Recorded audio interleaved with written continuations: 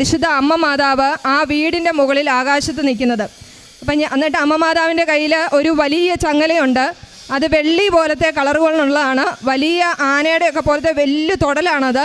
അത് ഒരറ്റം പരിശുദ്ധ അമ്മ മാതാവിൻ്റെ കയ്യിലും ഒരറ്റം ഈ വീടിൻ്റെ മുകളിലുമാണ് നിൽക്കുന്നത്. ഇവിടെ വീണ്ടും സ്തുതിപ്പിൻ്റെ സമയത്ത് വീണ്ടും സ്തുതിക്കാൻ അച്ഛൻ പറഞ്ഞു. സ്തുതിപ്പിൻ്റെ സമയത്ത് അമ്മ മാതാവിൻ്റെ കയ്യിലിരുന്ന ആ ചങ്ങലയുടെ അറ്റം വിട്ടു. അങ്ങനെ അത് വിട്ട് ആ വീടിൻ്റെ മുകളിൽ വരെയുള്ള ചങ്ങല വരെ വിട്ടു.